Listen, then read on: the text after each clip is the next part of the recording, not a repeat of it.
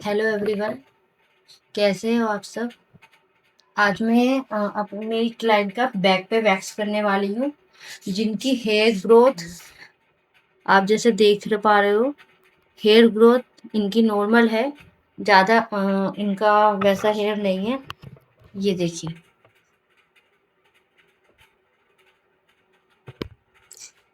इनका brownish hair है और हम इस पे वाइट चॉकलेट रिका वैक्स करेंगे। सबसे पहले मैं पाउडर की एप्लीकेशन कर रही हूँ इनकी बैक पे।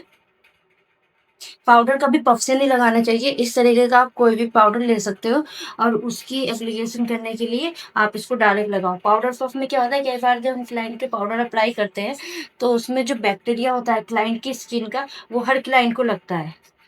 तो इसलिए बैक्टीरिया हाइजीन के पर्पज से आपको पाउडर इसी तरीके से लगाना चाहिए कि आपको पाउडर का कोई भी एक डब्बा ले लो और उससे पाउडर अप्लाई करो। अब मैंने फर्स्ट स्टेप कर दिया है। इसके बाद में इनके हेयर ग्रोथ के अकॉर्डिंग वैक्स अप्लाई करूंगी। जैसे मैंने आपको बताया, ये व्हाइट चॉकलेट लीका वैक्स है।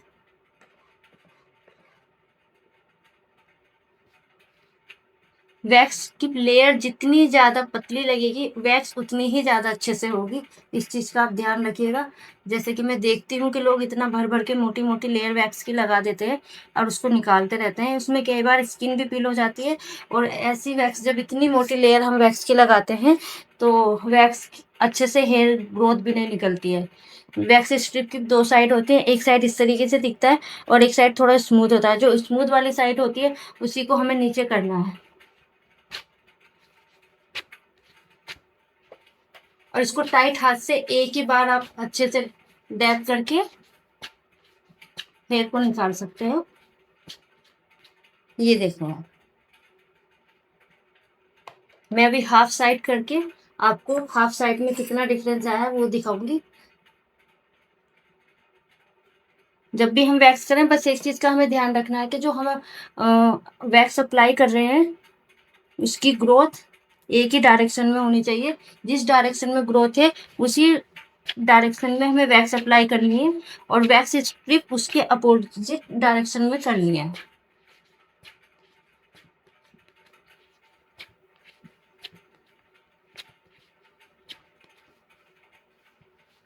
ये देखिए, हेयर ग्रोथ भी कितना है इस पे दिख रहा है और इनके टैन भी बहुत है। ये देखिए कितना डिफरेंस है आफ्टर वैक्स, बिफोर वैक्स। अब हम इनकी दूसरी साइड की वैक्सीन भी स्टार्ट करते हैं।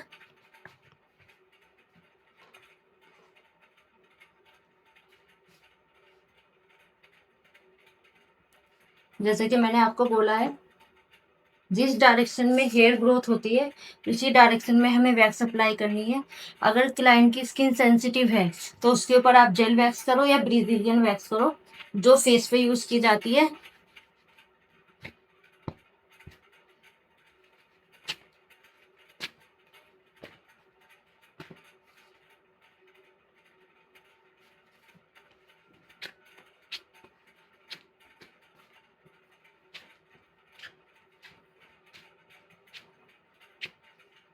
कई बार जैसे कि अभी स्ट्रिप लगाई मैंने और वो बीच में रुकी है, इस तरीके से हो जाता है। तो इसके दो रीजन है, या तो स्किन बहुत ज्यादा सेंसिटिव है या फिर आप जो भी क्लाइंट के वैक्स कर रहे हो तो उनके जो है ना स्वेटिंग ज्यादा है हो रही है, इस वजह से स्ट्रिप अटक जाती है।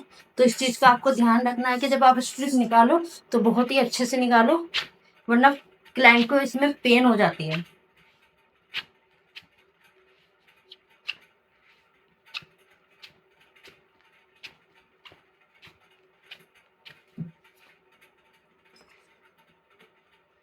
अभी देखिए, हम बैक टू बैक इसी तरीके से, जिस तरीके से हमारा डायरेक्शन है उसी डायरेक्शन के अकॉर्डिंग मैं वैक्स अप्लाई करते जा रही हूँ और स्ट्रिप को निकालते जा रही हूँ।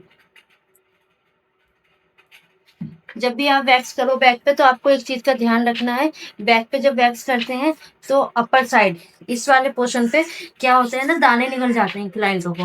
तो आपको ध्यान रखना है, आपको पहले तो क्लाइंट से पूछ लेना है कि उन्होंने पहले कभी वैक्स कराई है कि नहीं। स्किन आपको अच्छे से चेक करनी है। जब आप स्किन चेक करो, अगर स्किन आपको सेंसिटिव लग रही है, बहुत ही ज्यादा सेंसिटिव है, तो आपको बैक की ऊपर साइड पे वैक्स नहीं करनी है बिल्कुल भी, क्योंकि उसमें दाने निकलेंगे और फिर क्लाइंट परेशान होता है, वो फिर आपको फोन करेगा कि मुझे ये प्रॉब्लम आ गई है, और इसका कोई सोल्यूशन नहीं होता है।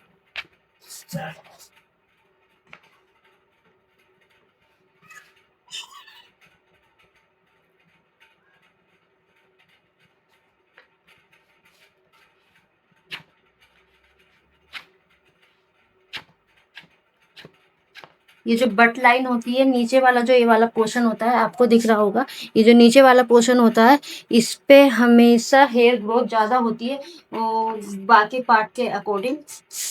तो इस पे आपको बहुत ही ध्यान से करना है, क्योंकि क्लाइंट को पेन भी बहुत होता है। अगर आप सही डायरेक्शन में स्ट्रिप नहीं निकालोगे तो उसको लगेगा। आप किसी भी साइड की वैक्स कर लो, लेकिन अगर आपने स्ट्रिप अच्छे से नहीं निकाली है तो फिर आपको पेन होगा ही होगा।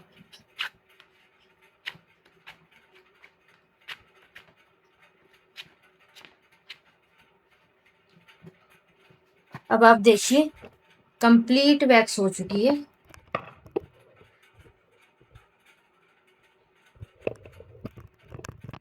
बैक वैक्सिंग जब हम लोग करते हैं तो इसमें टाइमिंग ज़्यादा नहीं लगती, सिर्फ 5 से 7 मिनट लगती है। आफ्टर वैक्स ऑयल लगाऊंगी जो अरोमा का है, अरोमामेटिक का एलोवेरा का आफ्टर वैक्स लोशन है। इसको मैं अप्लाई करूंगी इनकी बैक पे, जिसकी वजह से इनका जो हेयर निकलने के बाद पोर्स ओपन हुआ है उसको मिनिमाइज किया जा सके, और जो स्किन सेंसिटिव और रेडनेस हुई है वो भी ठीक हो जाए।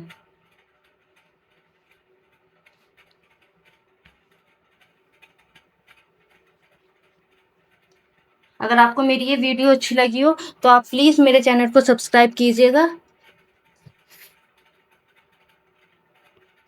ये देखिए, अगर आपको कोई क्वेश्चन हो या कुछ पूछना हो या आप कोई मुझे एडवाइस देना चाहते हो तो आप मुझे कमेंट करके बता सकते हो। नेक्स्ट वीडियो में हम स्टमक की वैक्स करेंगे, स्टमक वैक्स का ट्यूटोरियल देंगे, तो आप देखिएगा, आपको ज़रूर अच्छा लगेगा। अब मेरे चैनल को सब्सक्राइब कीजिएगा इसी तरीके की वीडियो देखने के लिए। Thank you guys, bye.